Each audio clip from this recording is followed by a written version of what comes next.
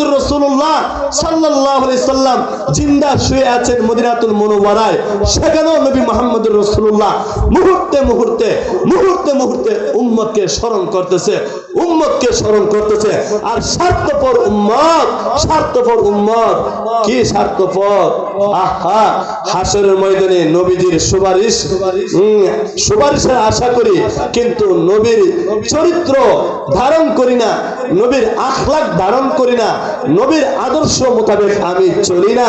আবার হাসরের ময়দানে কঠিন মুসিবতের সময় নবীর শাফাআত আমি কামনা করি। কিভাবে? তোমার এমপি, তোমার মন্ত্রীকে যদি তুমি ভোট না দিয়ে থাকো, যদি জানতে পারে, তাহলে তুমি যদি যাও কোনো কিছুর জন্য, তখন তোমাকে দিবে বরাদ্দ? দিবে না, বরঞ্চ তোমাকে বরাদ্দ করে আবদ্ধ করে রাখবে। বরাদ্দ দিবে দূরের কথা, তোমাকে আবদ্ধ করে রাখবে।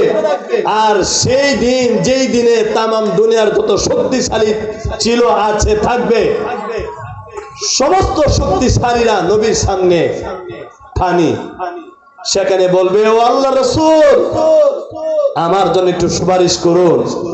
তখন নবীজি যদি বলে, আমার উম্মত, আমি তো বলেছিলাম কোরআন এবং সুন্নাহ এই দুই বিষয় আঁকড়িয়ে ধরো, কিয়ামত পর্যন্ত তোমরা পথভ্রষ্ট হবে না।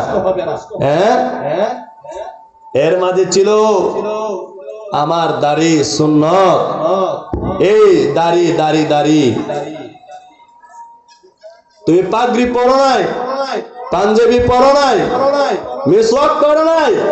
পুরুষ, তোমার চেহারার সৌন্দর্য মনে রাখিও, তোমার চেহারার সৌন্দর্য ক্লিনশিপের মাধ্যমে নয়। এ পুরুষ, এ যুবক, ভালো করে মনে রাখো, তোমার চেহারার সৌন্দর্য ক্লিনশিপের মধ্যে নয়। তোমার চেহারার সৌন্দর্য ক্লিনশিপের মধ্যে নয়, তোমার চেহারার সৌন্দর্য হচ্ছে দাড়ি রাখার মধ্যে। তোমার চেহারার সৌন্দর্য, পুরুষ, যুবক, তোমার চেহারার সৌন্দর্য হচ্ছে দাড়ি রাখার মধ্যে।